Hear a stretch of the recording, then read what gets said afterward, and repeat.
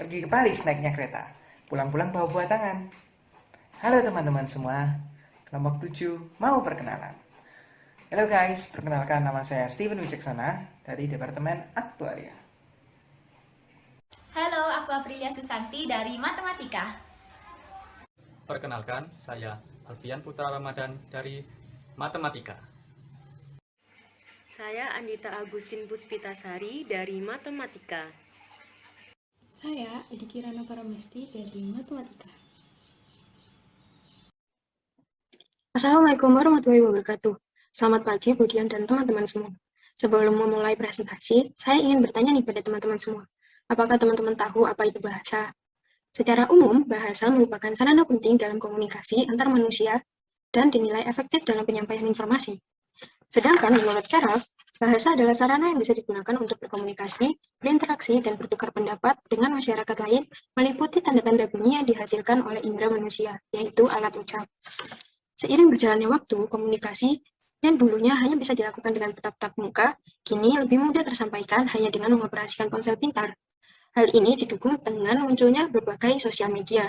Salah satunya adalah sosial media Instagram, dengan fiturnya dalam berbagi foto dan video. Tak jarang, figur publik juga mengikuti kemajuan ini dan mempunyai banyak pengikut. Figur publik menciptakan sebuah ciri khas untuk meningkatkan jumlah pengikutnya. Salah satunya dengan cara menggunakan gaya bahasa dalam berkomunikasi dengan pengguna Instagram lainnya. Gaya bahasa ini mempengaruhi para pengikutnya secara tidak langsung.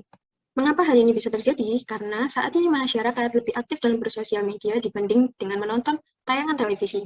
Masyarakat banyak mencontoh segala hal yang ada di media sosial, dan masyarakat memahami hal yang disebut dengan viral, sehingga masyarakat berlomba-lomba untuk mempraktekannya. Dengan adanya hal ini, kelompok kami tertarik untuk mengulas mengenai gaya bahasa figur publik di media sosial Instagram dan pengaruh terhadap pengikutnya. Berbagai pertanyaan dilontarkan oleh kelompok kami mengenai bagaimana gaya bahasa yang digunakan oleh figur publik dan bagaimana pengaruh bagi para pengikutnya. Sehingga tujuan dari penelitian kami adalah mendeskripsikan gaya bahasa yang digunakan oleh figur publik dan pengaruh bagi para pengikutnya. Penelitian yang kami lakukan dilakukan secara deskriptif dengan pendekatan kualitatif melalui respon masyarakat. Untuk lebih jelasnya akan disampaikan oleh teman saya. Di sini saya akan menjelaskan metode, teknik, dan subjek penelitian yang akan digunakan oleh kelompok kami. Yang pertama adalah metode deskriptif dengan pendekatan kualitatif, yaitu deskripsi dalam bentuk kata-kata dan bahasa pada suatu konteks khusus, misalkan seperti unggahan atau cerita pada media Instagram. Objek yang menjadi fokus dalam penelitian ini adalah dampak penggunaan gaya bahasa artis yang digunakan pada netizen dalam kolom komentar konten atau unggahan. Selanjutnya adalah teknik. Teknik yang kami gunakan adalah teknik SIMAR dan teknik catat, yaitu menelusuri dan mengadakan pencatatan terhadap data yang relevan yang sesuai dengan tujuan penelitian. Sumber data penelitian akan diperoleh melalui dokumen berupa teks yang diunggah melalui media Instagram. Selanjutnya adalah subjek penelitian. Subjek berupa akun Instagram artis yang dipilih berdasarkan klasifikasi 4 gaya bahasa. Gaya bahasa tersebut antara lain gaya bahasa pertentangan, gaya bahasa penegasan, gaya bahasa perbandingan, dan gaya bahasa sindiran. Pemilihan artis dipilih berdasarkan latar belakang dan gaya bahasa yang sering digunakan dalam unggahan keseharian akun Instagram mereka. Untuk gaya bahasa pertentangan dan penegasan, kami memilih Raffi Ahmad dan Nagita Slavina. Untuk gaya bahasa perbandingan, sindiran, dan penegasan, kami memilih Firsa Besari. Dan gaya bahasa sindiran, terutama sinisme dan sarkasme, kami memilih Apan Putrapan. Pengaruh penggunaan gaya bahasa akan diteliti dengan melihat respon netizen dalam kolom komentar dan hubungannya terhadap gaya bahasa caption public figure yang terpilih. Tinjauan pustaka. Terdapat 4 hal yang akan saya jelaskan di dalam tinjauan pustaka. Yang pertama yaitu gaya bahasa. Gaya bahasa menurut Krag pada tahun 2008 merupakan suatu kemampuan dan keahlian untuk menulis atau mempergunakan kata-kata secara indah. Tinjauan terhadap gaya bahasa dalam pembahasan ini ditekankan pada gaya bahasa perbandingan. Terdapat 9 jenis gaya bahasa perbandingan, yaitu metafora, personifikasi, depersonifikasi, alegori, antitesis, pleonasme, perifrasisi, antisipasi, dan koreksio.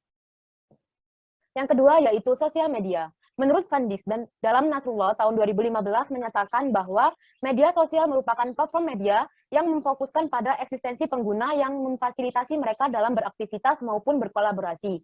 Terdapat banyak jenis sosial media, antara lain yaitu Facebook, Instagram, Twitter, dan lain sebagainya. Sosial media yang akan saya bahas yaitu Instagram. Instagram berasal dari kata instan atau insta seperti kamera Polaroid yang dulu lebih dikenal dengan foto instan. Instagram ini menyediakan beberapa fitur, yaitu panggilan biasa, panggilan video, dan juga Instagram bisa digunakan untuk mengupload foto dengan diberikan caption yang menarik. Yang terakhir yaitu public figure. Public figure merupakan tokoh masyarakat yang menjadi sorotan dan dikenal oleh banyak orang. Biasanya public figure ini menjadi panutan di semua kalangan, baik anak-anak, dewasa, maupun remaja. Gaya bahasa public figure biasanya banyak ditiru oleh semua kalangan. Selanjutnya adalah bab hasil penelitian dan pembahasan. Setelah proses observasi dan mengumpulkan serta mengklasifikasikan data, didapatkan 3 contoh public figure yang sudah kelompok kami seleksi berdasarkan penggunaan gaya bahasa serta berdasarkan pengaruhnya terhadap respon netizen di kolom komentar. Yang pertama ada gaya bahasa akun Instagram milik pasangan Raffi Ahmad dan Nagita Slavina. Gaya bahasa yang menjadi ciri khas akun Instagram ini adalah gaya bahasa pertentangan, yaitu metonimia, dan gaya bahasa penegasan, yaitu repetisi dan paralelisme. Gaya bahasa repetisi dapat dilihat dari video ucapan selamat ulang tahun pada Mas Gilang. Di dalam video tersebut terdapat kalimat yang diulang sebanyak 2 kali, yaitu kalimat semoga makin sukses dan kalimat menjadi panutan. Gaya bahasa paralelisme dapat dilihat dari perulangan kata apa dalam postingan tanggal 9 Mei 2021. Dan gaya bahasa metonimia dapat dilihat dari penggunaan merek MS Glow untuk mengganti objek produk kosmetik, merek Honda Brio untuk mengganti objek mobil, merek Shopee untuk mengganti objek aplikasi belanja online, dan merek Si Cepat Express untuk mengganti objek penyedia jasa pengiriman barang. Setelah kami observasi, ternyata penggunaan ketiga gaya bahasa tersebut tidak ada pengaruhnya sama sekali. Karena biasanya caption yang digunakan oleh public figure ini tidak memiliki kalimat yang mengundang para pengikutnya untuk berkomentar. Sehingga tidak ditemukannya pengaruh penggunaan gaya bahasa akun Instagram @raffinagita1717 terhadap para pengikutnya. Selanjutnya yang kami observasi adalah gaya bahasa milik Firsa Besari. Gaya bahasa perbandingan, pertentangan, dan sindiran menjadi ciri khas caption unggahan musisi umur 37 tahun ini. Di gambar sebelah kiri dapat dilihat penggunaan gaya bahasa simile berupa kata bagai, dan di gambar sebelah kanan dapat dilihat penggunaan gaya bahasa metafora berupa kata besar kepala dan besar hati. Selanjutnya ada majas metafora berupa kata pemikiran pendek, dan majas sinisme berupa kata sumbu pendek. Dan ada di sebelah kanan terdapat gaya bahasa paralelisme berupa perulangan kata ada. Lalu juga terdapat perulangan kata diajak dan percuma yang dapat dilihat di gambar berikut. Setelah kami observasi, ternyata penggunaan gaya bahasa Firsa Besari ini hanya sedikit berpengaruh. Terlihat dari adanya respon netizen yang turut menggunakan gaya bahasa pertentangan dan perbandingan, tetapi jumlahnya hanya sedikit. Biasanya orang yang merespon itu hanyalah orang yang relate dengan kejadian atau konten yang diunggah akun Instagram Firsa Besari ini. Dan yang terakhir ada observasi mengenai gaya bahasa Afan Putravan, seorang selebgram dan tiktokers yang sering membuat konten balasan dengan tujuan menyerang balik orang yang sering menghina kita dalam konteks tersebut. Dalam konteks tertentu. Dalam konten pertama yang berisikan balasan kepada orang yang nyinyir, biasanya ibu-ibu tentang anak atau keponakan yang sudah nikah namun tak kunjung dikaruniai anak, ditemukan setidaknya satu gaya bahasa sinisme berupa kalimat kenapa gak lo aja yang hamil, dan satu gaya bahasa sarkasme berupa kalimat bisanya ngebacot doang. Dalam konten kedua yang berisikan balasan kepada orang yang suka nyinyir, bahwa harga jasa yang diberikan teman sendiri harus lebih murah atau sebutannya adalah harga teman.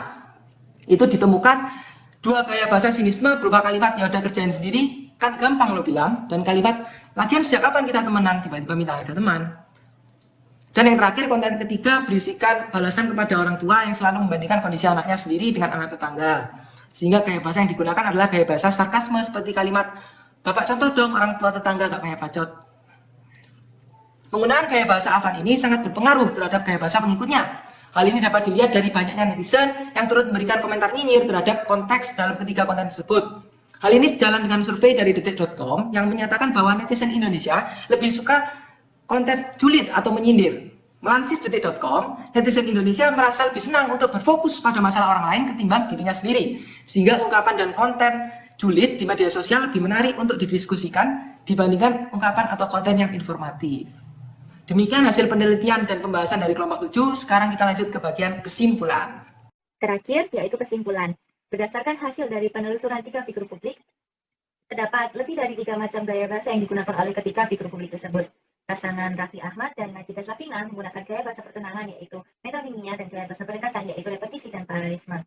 Gaya bahasa yang digunakan oleh publik figur Firsa Besari adalah gaya bahasa perbandingan yaitu simile dan metafora. Gaya bahasa sindiran yaitu sinisme, dan gaya bahasa penegasan yaitu paralelisme. Figur publik ketiga yaitu Afan Putravan menggunakan gaya bahasa sindiran yaitu sinisme dan sarkasme. Berdasarkan respon pada kolom komentar, didapat gaya bahasa pertentangan tidak mempengaruhi pengikut untuk berkomentar dengan gaya bahasa yang sama. Gaya bahasa penegasan dapat mempengaruhi beberapa komentar pengikut untuk berkomentar dengan gaya bahasa penegasan pula, namun beberapa komentar lainnya tidak terpengaruh oleh gaya bahasa tersebut. Di balik itu, dan sindiran memberikan pengaruh pada pengikut, yaitu pengikut menuliskan komentar dengan gaya bahasa yang sama dengan konten yang diunggah oleh figur publik. Tiap figur publik menggunakan lebih dari satu gaya bahasa pada media sosial Instagram milik mereka dan memberikan pengaruh yang bermacam-macam pada komentar para pengikutnya. Sekian presentasi dari kami. Kami terbuka bagi semua yang ingin memberikan kritik dan saran pada kami. Terima kasih.